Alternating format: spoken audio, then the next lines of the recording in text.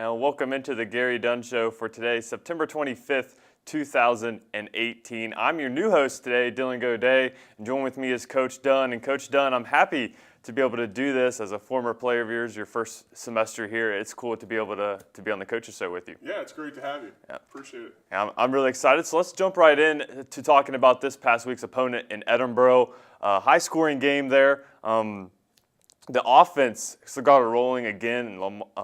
Not Lamont McFadden's defense. Nelson Brown had a great game again. 3 rushing touchdowns for him. He's had a fantastic season so far. Yeah, was pleased with our effort.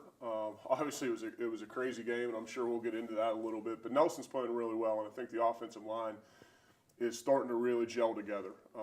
We weren't happy with our rushing productivity a few weeks ago, but the last two weeks, Nelson's been able to get over 100 yards, and a lot of credit goes to the O-line and the tight ends.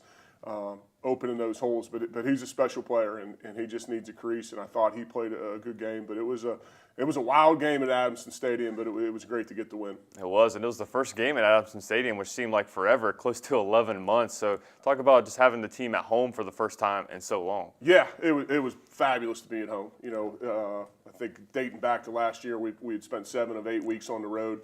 First 3 weeks this year to get in front of a home family day crowd was awesome. I thought the crowd was great. I thought the students were great. I stopped out at a couple fraternity. AKL had a tailgate going, stopped out and said hello to those guys before the game, stopped out and said hello to our alumni tailgate before the game. So, always special to play at Adamson Stadium, and I know our guys thrive being at home. When you're a college athlete and you know this, home games on Fridays when you get your most downtime during the season. If we've been on the road for 3 weeks, so our guys have been getting on a bus and not really having any downtime. So allow our guys, we have a quick walkthrough on Friday and a quick meeting to give those guys some downtime on Friday evening is great, and we're definitely excited to be at home again this week.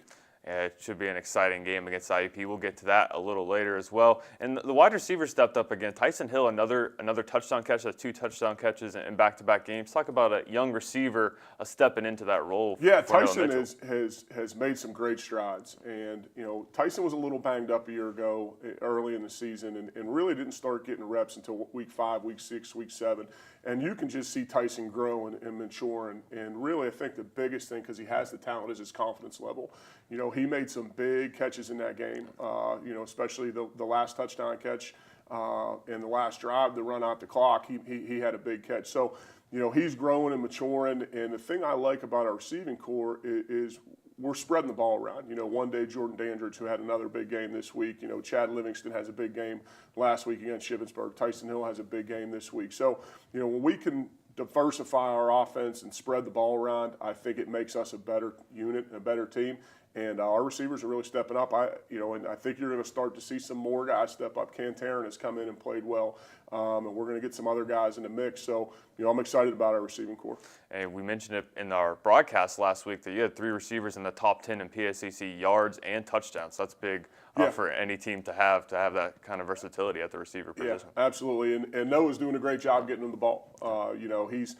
To him, it doesn't matter who gets it. A couple years ago, we might have had one guy where we were trying to design everything through. We have confidence now in all of our guys that wherever the read takes us is where the ball's going to go. You look at the Steelers, Antonio Brown's mad when he doesn't get the ball last week, right? Yep. Our guys aren't doing that. We're kind of selfless in that matter, and we talk to our guys. It's about Cal U. And, one day someone's going to have a big game. The next day it might be somebody else. We got to step up. But I'm really happy with our passing game and kind of where it's evolving to. Now onto the defense. You mentioned after last week's game how big turnovers were, and you were able to do that again. Lamont McFadden, a fumble recovery for a touchdown and 2 interceptions for himself. That's just great to have that defense really come into fold here middle of the season. I tell you, they were fun to watch on Saturday. They're playing with great confidence right now, great energy. Lamont had another big game, and that's just who Lamont is. Lamont is always going to find, he plays so hard and gives such great effort, he's always going to find himself around the football, and when you hustle and play hard, good things happen to you. But our defense has really, really played well this week and really the last 2 weeks, creating turnovers, creating opportunities. The offense put them in a lot of bad spots with turnovers this week. I've never been associated with a game like that where we had that many turnovers, and our defense really bailed us out. And the thing that I talked to our team about yesterday in the team meeting was they just played. They didn't concern themselves. The offense turned it over in the red zone. let's go play. We put them in some bad situations, and they just fought and battled, and really a testament to Coach Craig and our defensive staff, how well they had those guys prepared. Because Edinboro, they were up leading near the top in the country in scoring. They had a guy that was running for close to 200 yards a game. They're throwing the ball. They got some special skill kids, and our defense really, really set the tone in that game. Yeah, Edinboro's a team in the past that's kind of been one-dimensional, but this year they're a team that could run and pass the ball. And another player we mentioned that was back this week was Malik Akins there at the nose guard position. You really mentioned him a lot last year, but he stepped up and stopped that running game that Edinboro had this week. Great to have him back in the mix, to have a graduate senior captain back on the field for us. He's kind of a calming force for us in there. We know how hard he's going to play. We know what he's going to do, and he kind of, like Lamont, picks everybody else up. We've got two young defensive tackles. I'm really happy with our depth on the defensive line. We got two young defensive tackles that are playing really well. James Palouche is a guy that's been around the last couple of years that's starting to come into his own and get more game experience that we were able to redshirt a year ago. So it's fun to watch those guys play. I thought our defensive backs played well. I thought we tackled well, and we created turnovers. When we do that, good things happen. Yeah, definitely. Our CUTV favorite on the defense is Lamont McFadden, and of course London Cloud. Both those guys just seem to fly to the ball everywhere it's at. And this year too, we're really seeing the defense swarm and make tackles. And you mentioned how fun it is. We really, I think, thought that was a lot of fun to watch, just to see the defense swarm and seem like everyone getting involved in every tackle. Great energy. Yeah. And I think our defensive guys will tell you that a couple weeks ago they didn't have their best game, and we missed some assignments, and we didn't execute the plan. The last 2 weeks they executed the plan, and when they get rolling, it's kind of like Clever T and Rocky, right? They kind of get rolling, and they feed off each other, and they bring great energy, and it's really fun to watch when they're playing like that. Yeah, it is. So let's go ahead and put a wrap on this Edinboro game and check out the highlights. After the break, we don't have any highlights from IUP from last year because ESPN3 had the game, but we'll jump right into talking about the IUP Crimson Hawks here next on Gary Dunn's Coaches Show.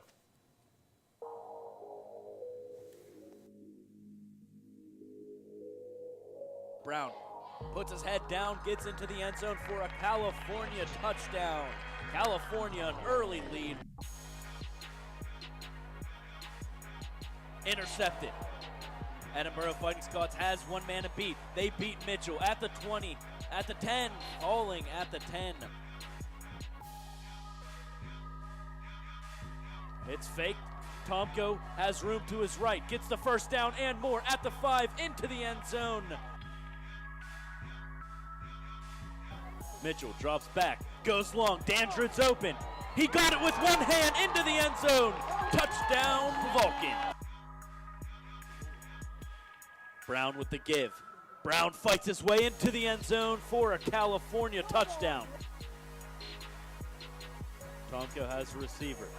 The ball's dropped. It's going to stay as a fumble. California picks it up at the 50. Now at the 30. Lamont McFadden makes his way into the end zone off the fumble recovery. Tomko drops back, goes long, intercepted by Lamont McFadden. McFadden has some room, got some blocks at the 45, now down at the 49-yard line. First and goal, Brown gets the carry. Brown gets the carry, gets the touchdown as well.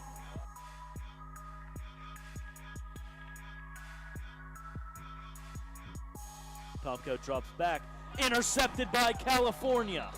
Who else? Who else? Gaelic finds his way through the middle at the 5 into the end zone. Edinboro gets back on the board. Mitchell drops back to throw. Has Tyson Hill. Hill has it. Hill still on his feet into the end zone.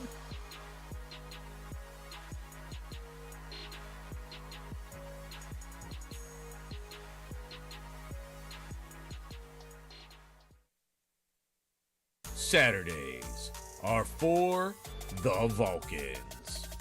At Ohio Dominican, at Kutztown, at Shippensburg, home versus Edinboro, Coldbowl versus IUP, at Clarion, Homecoming versus Gannon, at Mercyhurst, home versus Slippery Rock, at Seton Hill, home versus Westchester.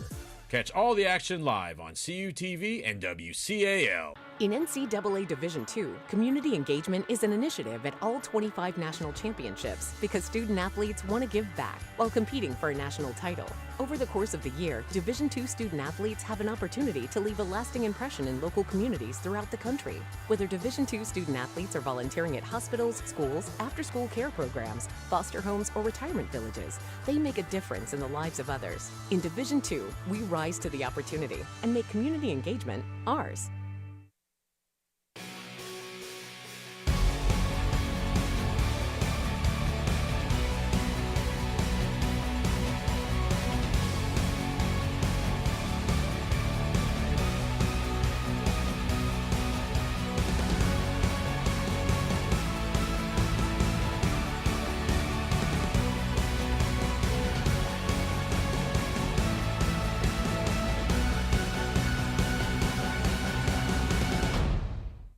As a student athlete in college, I first got involved with the NCAA at the national level.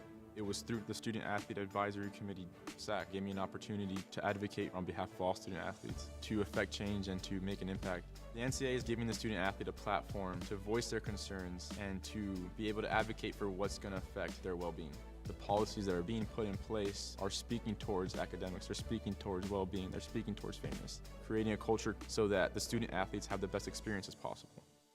California University of Pennsylvania Athletics has a long tradition of excellence on the playing field, In the classroom and in the community.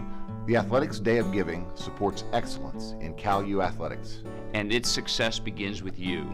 We need your help to reach our fundraising goals in support of athletic scholarships. Student athletes need your help. Our student athletes have a higher academic success rate than the national average. More than half of our student athletes have a GPA of 3.0 or higher. Our student athletes are constantly recognized as successful in our conference and at the national level.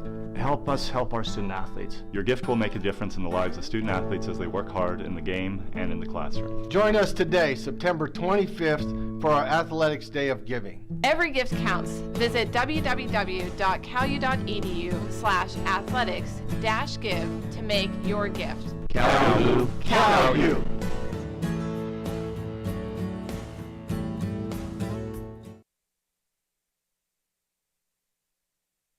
I'm back into the Gary Dunn Coaches Show. Again, Dylan hosting today, not the Gary and Gary Show anymore. It's the Gary and Dylan Show. So let's jump into that IUP game. It's Coal Bowl week, fan favorite. You mentioned how you really take all these PSAC West opponents the same, but it's a definitely a different level of energy with the fans behind this Coal Bowl game. Yeah, I think it's great. You know, I talk all the time about the rivalries of the PSCC West, and to have it at home this year, you know, it's just a special week. You got the Coal Bowl, you got the Lippincott brothers that are involved with the game. It's just, you know, I think it's a special week on both campuses. We're glad to have it here, and you know, 6 o'clock start. We need the students out, we need the alumni out, we need everybody out. We're going to do a blackout at Adamson Stadium, so wear your black and come watch the Vulcans play. Yeah, definitely. I remember the last time the Coal Bowl was played here, that was one of the all-time classics here in Adamson Stadium. So hope the same level of fan energy. That game, I remember the stands, the whole fourth quarter, everyone up on their feet cheering loud for the Vulcans. Yeah, unbelievable. And when we get a chance to play here at Adamson Stadium, we've got tremendous fans, and I remember that night vividly. It was a great night, and you know, so we're excited. We're excited to get it here kicked off, you know, Saturday night. Yeah, so what are some things you saw on film of them so far? And, you know, they're a top-ranked team in the whole country, so you know what you're getting out of them. A great quarterback play, really a balanced team there in IUP. Yeah, first and foremost, extremely well coached. I've got a lot of respect for what Coach Paul Tortorella and his staff do. They do what they do well. Offensively, everything runs through their quarterback. You know, they're a big offensive line. They like to pound the ball. They've got 2 or 3 really good tailbacks. And when you stack the run, then they can hurt you over the top with the pass. They've got some really, really talented receivers.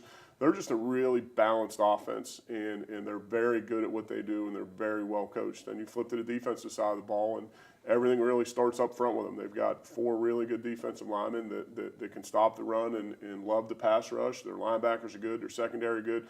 You know, you're not ranked in the top 5 in the country unless you're solid at every spot. So it's going to be an extremely tough test for our guys. They're well coached. They run. They hustle. They hit. They execute. It's going to be a tall order for us on Saturday night. It should be an excellent game. And also, you played at Cal U, and what can you tell us about your experience playing against IUP? I don't think it was called the Coal Bowl back then, but still a rivalry nonetheless. You're dating me a little bit, right? Yeah, you know, it was. And the thing that was really, you know, fun about it is I knew a lot of their guys. You know, I grew up with some of their players, and you know, I grew up in the same neighborhood as their offensive coordinator. So it was just, you know, it's special. It's kind of like almost like high school when you're playing your neighbors down the road. And it was always a special week, you know, and things get amped up. You know, we treat it as a one-game schedule, but when this game comes on the calendar, it's, you know, it's IUP, and right now they're the champs. You know, they had a great season last year, and they're holding the title, and, you know, so we're going to give it our best. And you mentioned to take it 1 week at a time. I remember vividly seeing after the game, going up to guys and talking to them, and their immediate first reaction was, let's get on to IUP. So that's got to be great to have your team get away from that win that was Saturday and then already focused that night really on IUP. Yeah, it's you know, I said it last week, is when you lose a game, it stays with you all week. Yeah. And when you win a game, as soon as it's over, you know, you really don't get to enjoy it because you're on to the next one. So, you know, I think the guys, we had a great workout on Monday night. We're going to get ready to go to a special teams meeting here at 11 this morning. And you know, I think the guys are focused because it is the next game. And you know, that's what you want your team to do. Exactly right. So let's go jump into the scores from last week around the PSAC. A couple scores here. We have IUP getting that win against Mercyhurst in a close game there between Clarion and Gannon. Yeah, I tell you what, Clarion's playing really well. You know, they've got an older, upperclassman-oriented team, and they're playing good football right now. And then you see Slippery Rock and Seton Hill. That was probably a little bit closer than the score indicated, but Slippery Rock's putting a lot of points up on the board. And in Indiana against Mercyhurst, it's kind of what they've been doing to everybody. You know, they opened the season with Ashland, and then, you know, they've been on a roll. That was a close game. They've been on a roll ever since. Yeah, they have. Let's jump on to some more scores here in the PSAC. And out east now, as a couple close games as well. Shippensburg, after falling to Cal, they lose there to Bloomsburg, and then Westchester really looking like a tough team there out east. Yeah, Westchester's got it rolling. They won that half of the league last year, and that's a great win for Bloomsburg. That was at Bloomsburg. You know, that's a great win, and then obviously Lockhaven getting East Stroudsburg. So good football all around. Let's jump into the standings now. So the PSAC West standings, just one game in to the PSAC West play. So the teams with the win on the top there, and the 4 teams with the loss at the bottom. But again, this is a game that Cal lost a couple early, but with IUP, you win this game, and then it's on there to make a run at the PSAC West. Well, I don't know about that. We got a long way to go, but every week in the PSAC is a grind. You saw it last week with Edinboro. They came in 3-0, and it was a 4-quarter battle that we had to score on a late possession to be able to run out the clock. Mercyhurst is a good football team. Gannon's got some really talented kids. So, you know, this thing's a long way from over, and you know, every week you got to show up and play. And the thing about the PSAC, too, just how deep each the East and the West is. Year in and year out, you never know, there could be a surprise team making a run. Yeah, you know, Edinboro a couple years, you know, made a run. Clarion's playing really good football right now. Slippery Rock's always a tough team. It's, you know, I really believe, and it's not coach talk or coach speak. It's every week you got to show up and play your best, or someone's gonna get you. And it's just such a balanced league with great coaches that, you know, you got to prepare and you got to play your best, and that's kind of what we preach to our guys. Exactly right. And on into the PSAC East standings now. Again, Westchester sitting at the top there, and you mentioned Bloomsburg getting the win against Shippensburg. That has to be great for that Bloomsburg team. And then talk about a balanced league. This league, you know, you never know who's going to come out of the East. Yeah, I think, you know, obviously Westchester has got to be the favorites right now, but Kutztown's a really good football team. They were open this week. Didn't have a game, so, you know, they get to rest a little bit, and they're 3-0 and haven't played them. You know, I know they're a really good football team, so it's going to be interesting to see how it shakes out in the East. Let's look on the upcoming schedule here in the PSAC.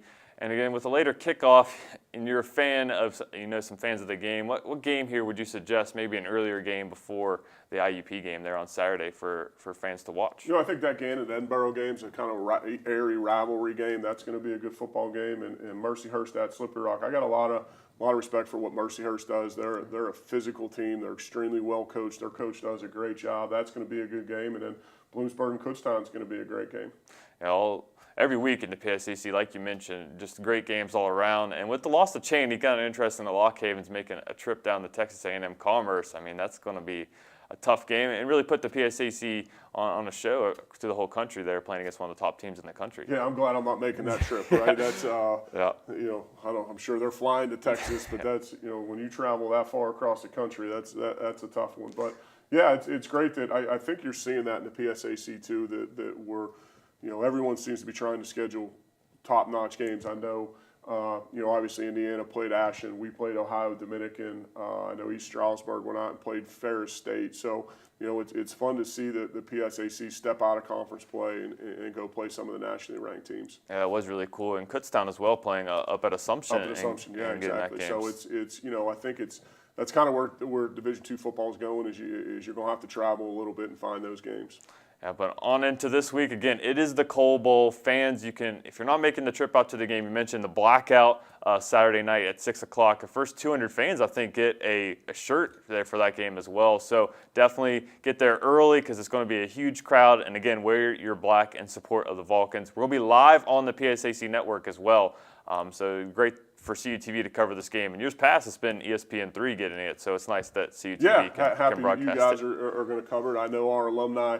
It's funny, after a game, I'll go into the locker room afterwards and take care of some business and look at my phone, and I'll have 80, 90, 100 text messages of all the guys that I played with that are watching the game on CUTV. So the service you guys do for us, and I know our alumni really enjoy it, our supporters really enjoy it, so we appreciate you guys. And we appreciate you for those words. We love Vulcan football. We have basketball and all that, but we really take pride in our Vulcan football coverage. So thank you for those kind words, and thank you for watching. Thank you for also having me host the show today. I really appreciate that, Coach. I've wanted to do this for so long, so it's really cool to get the chance to do it. You did a great job. Maybe we'll let Gary stay on vacation a little bit longer. Hey, maybe.